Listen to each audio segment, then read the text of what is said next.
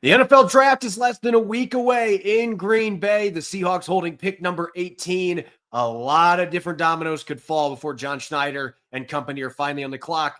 What's the best case scenario heading into Thursday night? And what would be the worst case scenario? We're going to be breaking it all down here on our Blue Friday edition of Locked On Seahawks.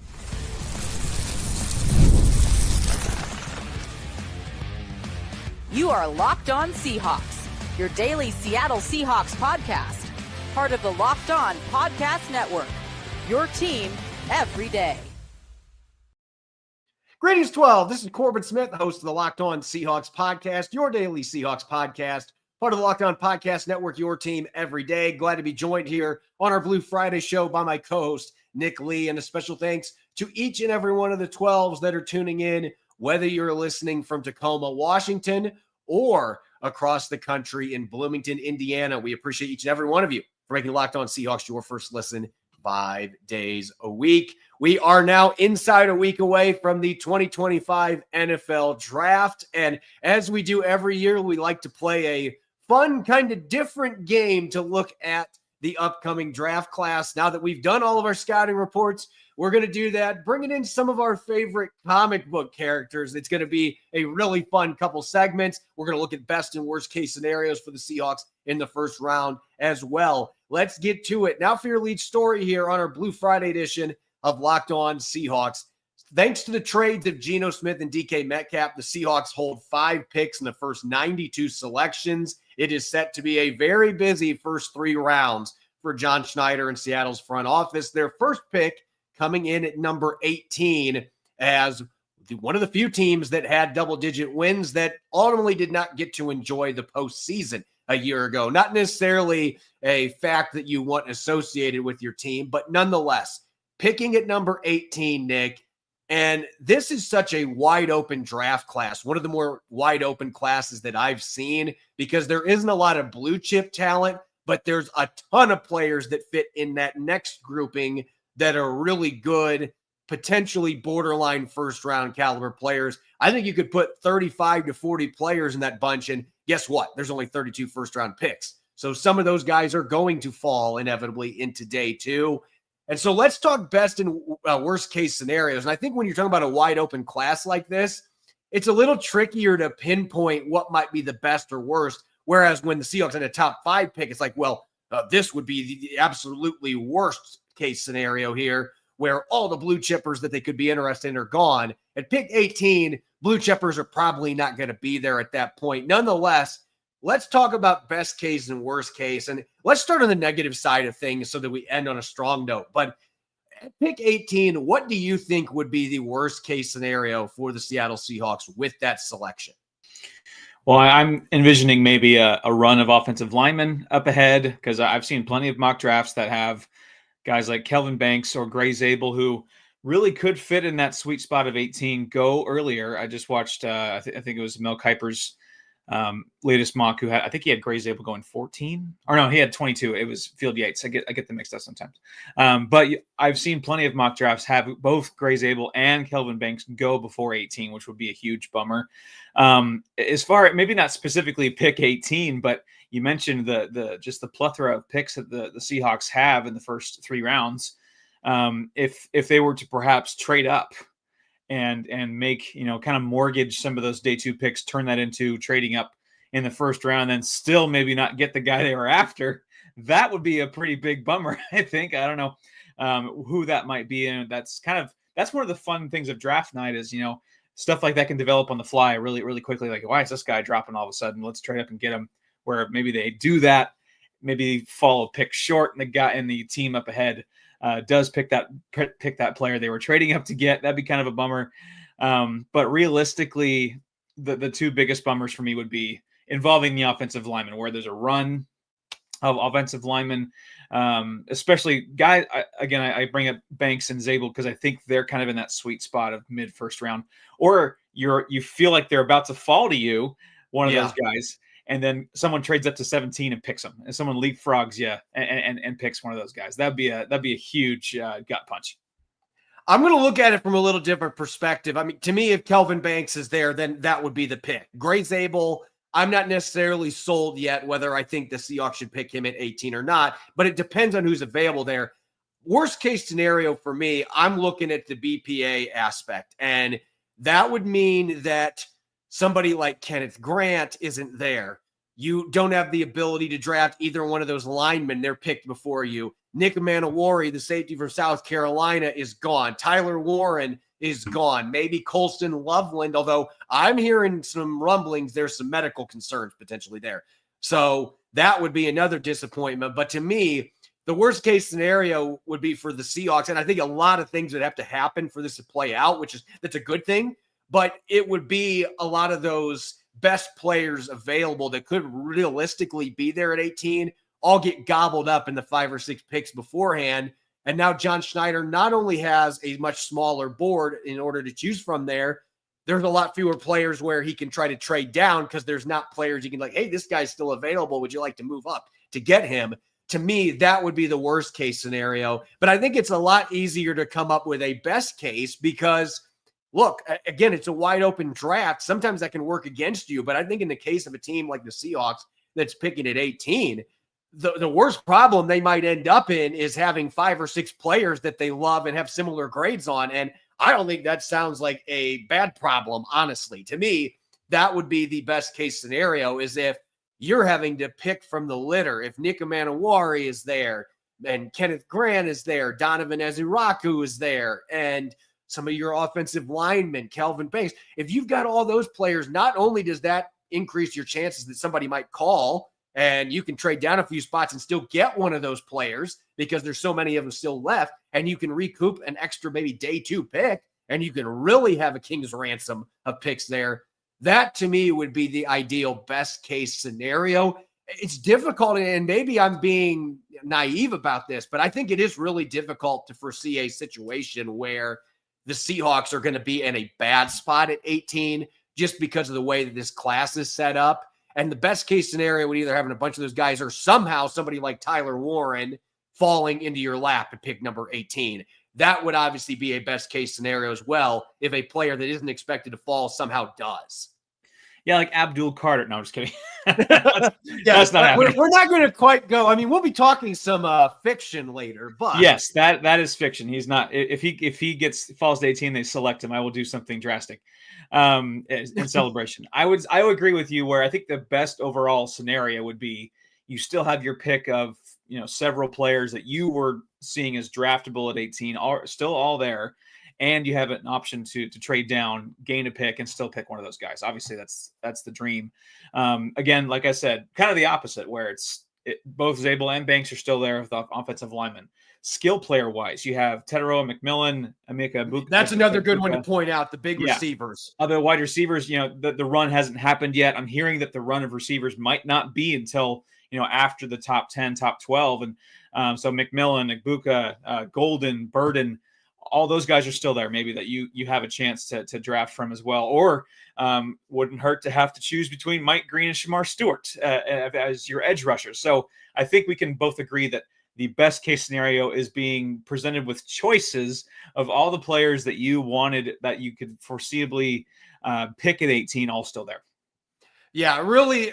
I feel like we've named more than 18 names at this point. So that should tell you why it's hard to find a worst case scenario, because again, you have 30, 35, 40 players that you can bunch together that are really good players. They're not quite blue chippers, but that means you're going to have your pick from the litter. You're just hoping it's the ones that you really, really want from that litter that are still available. So the Seahawks will have some flexibility here. John Schneider, I don't know if he's going to be able to trade down because this type of a draft, it can be difficult to move down because you have so many players that are graded evenly. But in the right scenario, you may be able to mortgage give it your pick and get a extra pick on day 2 and maybe an extra pick on day 3, depending on the interest from other teams. That might still be able to play out. So it's much easier to see a best case scenario, which I know that is comforting for Seahawks fans, because there's been plenty of times where it's like, well, if this happens, this would be an unmitigated disaster. It's hard to find a scenario that would be like that in this year's draft class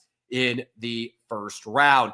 When we come back, look, it's player comp season, and Nick and I are not big on using player comps unless it's for fictional characters. So we're going to be diving into the world of Marvel coming up next. and looking at some of our favorite offensive prospects and taking a comic book oriented spin with their scouting reports heading into next week's draft. We'll start on the offensive side of the football. That's coming up next here on our Blue Friday edition of Locked On Seahawks. Scaling your business requires the right expertise at the right time. With Upwork, you can find specialized freelancers in marketing, development, design, and more, experts ready to help you take your business to the next level. Upwork gives business flexibility by connecting them with top freelance talent across multiple industries, including IT, AI, web development, and marketing. Whether you need extra hands for a project or a long-term partner, Upwork makes hiring simple and affordable. If you need help with a marketing campaign, Upwork can connect you with the right freelance expert and deliver you incredible results. And instead of having to hire full-time, Upwork helps find affordable top-tier freelancers that'll scale your business efficiently. Visit Upwork.com right now and post your job for free. That's UPWORK.com, Upwork.com, to connect with top talent and grow your business today. Welcome back to the Blue Friday edition of Locked On Seahawks. This is your host, Corbin Smith. Glad to be joined for today's show by my co-host, Nick Lee. And a special thanks to all the 12s who are tuning in. Thank you, as always, for making Locked On Seahawks your first listen 5 days a week. We greatly appreciate it. Anyone that listens to Locked On Seahawks knows that when Nick and I get together, yes, we talk sports, we talk football, but we also have a tendency to dip into entertainment as well. And that is going to absolutely happen today. This has kind of become a tradition. I believe last year that we were using Star Wars characters when we were looking at player comps. But this year, because there's a lot of new Marvel movies coming out, we're going to go into the Marvel expanded universe. I want to make sure to include that because there may be a few X-Men in this as well. So we are going to be dishing out a few offensive players, and we are going to be dishing out Marvel-oriented scouting reports. And I know you've been excited about this all day, so I'm going to give you the mic first. And I believe you have a quarterback that you want to talk about to kick this off. Man, I don't want to start out with a mean one, but I will. This is not meant to be all mean. So Jalen Milroe got tons of physical gifts. We know that. He's very physically gifted. He does have some limitations, as we know, and at times, unfortunately, in the pocket, he looks like he's as blind as Daredevil. He's made some very poor choices based on... Our listeners are going to see Captain America on there. It's supposed to say Daredevil. But, Daredevil. Yeah, so... Again, this is not all insults because you got me. Because Daredevil obviously has, is very gifted himself and has super abilities in other ways, but obviously can't see, physically see, like some people, you and I can. But he's got other ways to do it. But yeah, unfortunately, he does. Milroe looks like sometimes he's a bit blind as Daredevil in the pockets and making some very poor decisions with the football. And I do wonder if what the pocket awareness, pocket presence is there. And Daredevil is very aware of his surroundings, so maybe that's not the greatest comp. But I'm just thinking, with the physical vision parts, he struggles, especially in the pocket.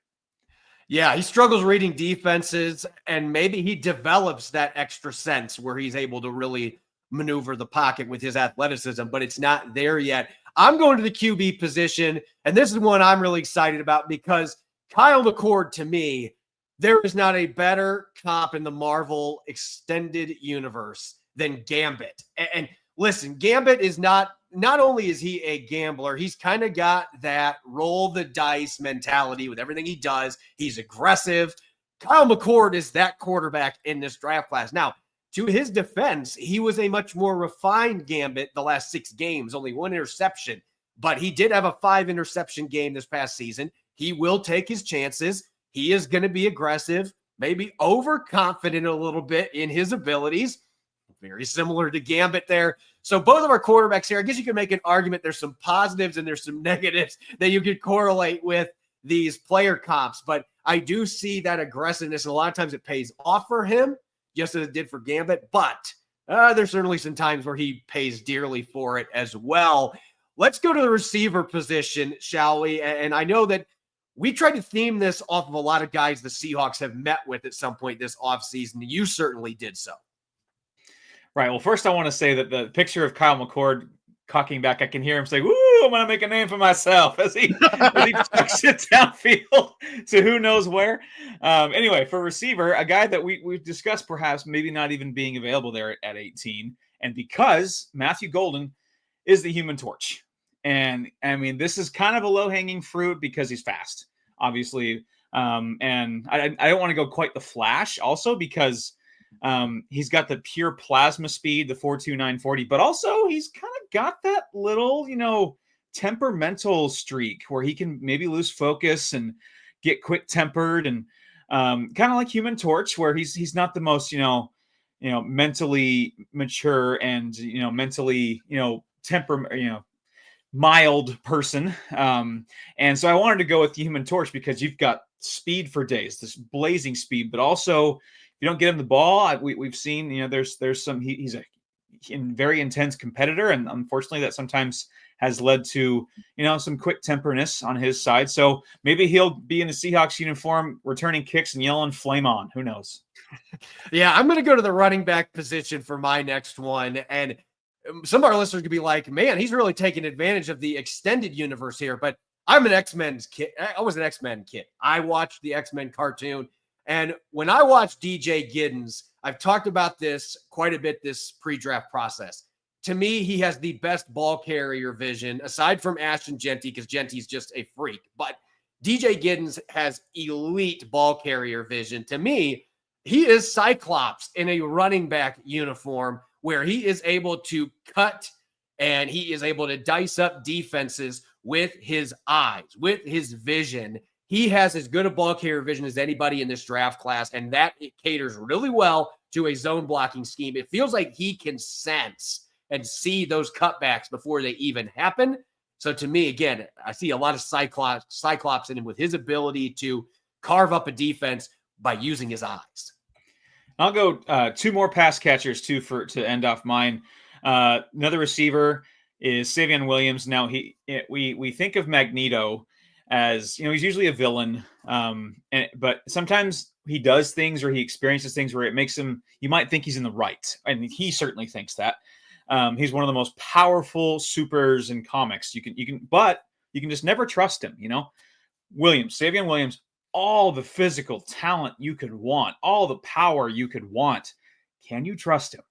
Can you trust him when the game is on the line? You need a big catch down, you need a big play, on third down. Can he get that? He's had the drops. He's had the lack of focus sometimes, and that might come back and betray you. So I do liken that to Magneto, where he's got all the power in the world, but can you trust him? Probably not. And then my last one on the offensive side is Mason Taylor, buttoned up personality, nice, lineage and things like that. Captain America. He's got the clean look. He's got the all academics at the SEC, two Pro Football Hall of Fame relatives. So, he's just well put together, well raised, effortless athletes, basically a super soldier at tight end. That's a really good comp. I like that one. I'm going to go to the receiver position and then the offensive line for my last two. And Jack Besh, who I believe Rob Rang is higher on than either one of us, and I like him, but Rob Rang has been raving about this kid. And one of the things that has really stood out to me in terms of reliable hands, to me, he's as good as any receiver in this class. If you throw in the zip code, it sometimes feels like he has webs shooting out of his wrists and he's able to just get the football and bring it back in that way. He has an incredible catch radius, can high point the football. I absolutely see Spider-Man in the way that he handles his business. Maybe not the most explosive athlete, but he has that really large catch radius, reliable, sticky hands, and he is a dependable locker room guy. You can count on him. He is your neighborhood wide receiver. So I like Jack Besh from that standpoint. And the last one here, I am fired up about this one because Willie Lampkin is one of my absolute favorites in this class. And I don't think he's going probably till the 5th or 6th round, maybe even the 7th, because he's 5'10", 279 pounds. But if you've ever seen pictures of this guy, he has legs that look like they are redwoods. I mean, he has massive legs. And he's well built up top, too. I mean, this is not a skinny 5'10" guy. He is powerful. I see the Incredible Hulk when I watch this guy fire out of his stance, how quick he fires out, And with those massive tree trunk legs that he's got, a powerful upper body, and he's a nice guy, but you can tell that he gets ticked off between the lines. So again, I didn't change it from Gambit to Hulk on there, but it is supposed to be the Incredible Hulk. He is absolutely the NFL equivalent, or the pre-draft NFL equivalent, a guy that it just seems like you won't like me when I'm angry, and don't take my size for granted. He is certainly a big guy for being short. He's got a big build. When we come back, we are going to continue our Marvel player comps on the defensive side of the football. This should be an absolute blast. We're going to be getting to that coming up next here on our Blue Friday edition of Locked On Seahawks. Did you know your Fire TV is also an Xbox? Turn any TV into your gaming and entertainment hub with Fire TV Stick 4K devices. No console required. Just grab your paired controller, subscribe, or sign in to Xbox Game Pass Ultimate with EA Play included, and you're ready to play. Dive into hundreds of premium titles from EA Sports, College Football 25 to Call of Duty, Black Ops 6, and Avowed as easily as you stream your favorite shows. It's gaming made simple, and it's all on your Fire TV. With the latest technology for elevated playing, Wi-Fi 6, 6E, and auto low latency mode, Fire TV Stick 4K delivers smoother, more responsive gameplay with lightning fast speeds that you need to stay competitive. And you can play high-quality Xbox games at a fraction of the cost of a console. Already have a console, a Fire TV Stick 4K device is more affordable and easier to travel with, allowing you to take you or your kids' games wherever you plug in. Head to Amazon.com/Fire TV Locked On to get started. Xbox Game Pass Ultimate subscription and compatible controller required. Available on select devices, including Fire TV Stick 4K, Fire TV Stick 4K Max 1st and 2nd Gen, and Fire TV Cube 3rd Gen. Welcome back to the Blue Friday edition of Locked On Seahawks. This is your host, Corbin Smith. He's Nick Lee. A special thanks to all the 12s who are listening in, and thank you, as always, for making Locked On Seahawks your first listen 5 days a week. We greatly appreciate it. And for your second listen, don't forget to check out the Locked On NFL Draft crew, Damian Parson and Keith Sanchez. Now that the draft is upon us, you can get the final rankings, rumors, and news every day. Find Locked On NFL Draft on YouTube or wherever you listen to your podcasts. We're 6 days away from the festivities in Green Bay. Seahawks set to pick number 18 in the 2025 NFL Draft. And as we do every year, we like to have fun with player comps because, again, this is, at least for me, I'm not big on saying, well, this player reminds me of this guy that's in the league. I might occasionally go that route, but all these players have unique skill sets that fit their own. That being said, superheroes, when you bring them into the equation, it makes it a little bit more interesting. So today it's all about the Marvel expanded universe. And now let's go to the defensive side of the football with our Marvel comps. And the first one that you're going to be dishing out, I'm really excited about. I mean, we discussed these beforehand. That way we didn't have any repeats, but this was maybe one of your more brilliant ones. Well, I did two defensive linemen and two in the secondary. One of my favorites in this draft, obviously, another guy that might not be there at 18 is Mike Green. The of the group of five ranks, led the nation in sacks, and he's so raw. He's so raw, but has just untapped potential for days. Still kind of figuring out his powers and could become one of the more powerful ones. I'm going to go Miles Morales because you see these Spider-Verse movies where he continually finds himself, oh, he can turn invisible. Oh, he has electric webs. He's got these abilities that he sort of finds throughout some coaching and through some guidance. And boy, that can turn into a really, really explosive elite player. He's just, a little raw, a little untapped potential, but my goodness, it is sky high potential with the proper coaching and proper program. Yeah, he's a really fun prospect. Obviously, you've got some of the off-field issues in his past. Is he able to work through that? Is he able to show that he's grown? That is going to be a key factor in all of this for him, where he lands. But in terms of talent and potential, absolutely, this seems like a player that is just scratching the surface in terms of what he's capable of doing on the field.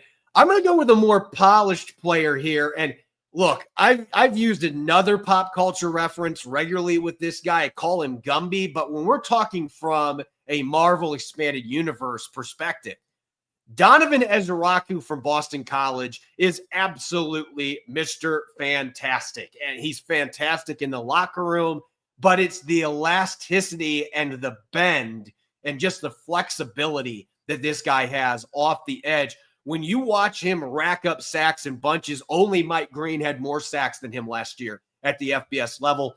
Ezeraku is a guy that can twist opposing blockers into knots, and his ability to speed upfield, dip his shoulder, and the ankle flexion that he has, Mr. Incredible or Mr. Fantastic would absolutely be in love with that elasticity that he brings to the table. He has as much bend as any rusher I've seen in the last 5 to 10 years. That is a big part of his game.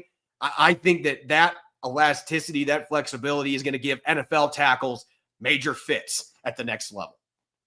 We can do Mr. Incredible. We can do Pixar ones later, I guess. For my other defensive lineman is kind of like in the Magneto area where it's like, okay, he's very powerful, but where do we put him?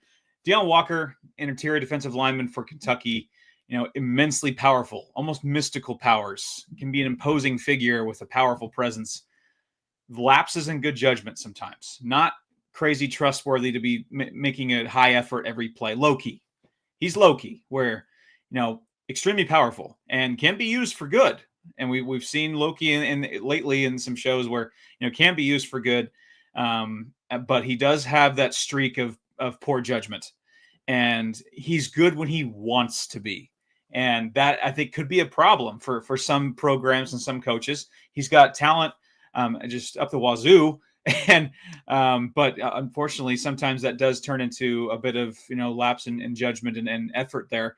And for my first guy in the secondary is one of my favorite prospects in this whole draft, Darian Porter. I just have a giant crush on the corner from Iowa State. 86 percentile arm length, great instincts, great intellect. He's got the big, long limbs. I'm going to go with the guy who had artificial big, long limbs, and Doc Ock from Spider-Man. So we'll go there. But not only that, but he's high intellect guy along with that with those long limbs. And I think Darian Porter does fit that description. Yeah, that's a really good one. I like both those, but the Doc Ock is perfect. We're talking about a long, athletic, and extremely intelligent corner. That fits. Listen, there's the saying, save your best for last. I'm not doing that. I'm going to the one that honestly, this is what kickstarted this entire idea. And I am a huge fan of the Rhino. I don't like how the character's been portrayed in movies, unfortunately, but I love the bad guy. I think that the bad guy is awesome. And CJ West from Indiana, he's short and compact and powerful. He's 6'1", 315.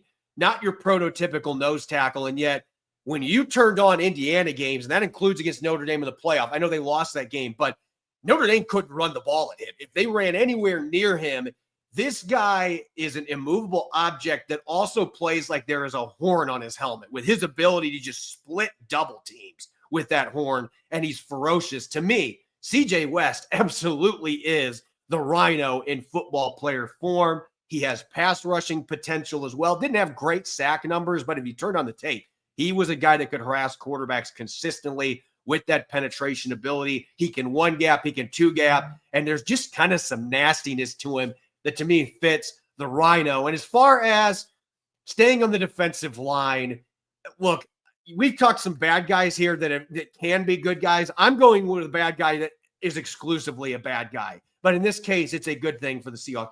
If they manage to draft Kenneth Grant with their first pick, to me, Kenneth Grant is Thanos. There is no question about it. This is the destroyer of worlds. This is the guy that he ends up taking his fingers, he snaps, and then the entire offensive line falls over. I mean, this man is 340 pounds, and he's incredibly athletic. He's powerful. He is dominant. He has this demeanor to him that he knows that it's his job to end things for the offense. Like, I just see Thanos in a football helmet with this guy, both in stature and just the way that he plays the game. I love it. I love it. My last one is going to be from the defensive backs from Ohio State, guy that transports himself all over the defense. He takes a large amount of snaps in the box, has free safety and some slot corner too. He almost seems like a magician with things like that. Lathan Ransom is Dr. Strange, and he's got elite abilities that still can be explored, still some untapped things there. No word if he's, into magic off the field, but he could become a type of sorcerer supreme in the defensive backfield where he can sense things that are unseen, that are happen. He can sense things before they're happening. He can diagnose, offenses and formations, and he just has that sixth sense and seems to just, I don't know if he sees all the possibilities in front of him and he picks one that makes him the most successful, but let's go with Ransom as Dr. Strange. I'm picturing him now in the NFL when a play doesn't work out the way that he wants, just replaying it over and over and over again until the opposing quarterback says, fine, I'll throw it to you. And maybe that's the way it plays out. I've come to bargain. I'm going to finish at the safety spot myself with a player that I'm going to be honest, when I watched him have a 42-inch vertical jump at 6'3", 220 pounds, and then running the low 4.3s, I was looking for Iron Man's rocket boosters on him. Like, where is he cheating? Where's the cheat code? That is what Nick Emanuwari is. He is Iron Man. I'm just, the ability for him to rocket into the air and jump as high as he does, and his speed, his burst, his quickness. And honestly, you could tell the way he plays the game. I know I'm the best safety. I know I'm the best on the field. I'm Tony Stark. I know how good I am, and he delivers every single time. He, to me, is the Iron Man of this class, where you're just thinking he looks like he's not human and he's an android. Like, where is the weaponry? Where is the rocket booster that's allowing him to do this? And it wouldn't even surprise me if we see him start shooting lasers out of his hands at some point. The NFL might have issues with that, but he is my Iron Man, and maybe the most fascinating prospect that is going to go in the first round in this year's draft.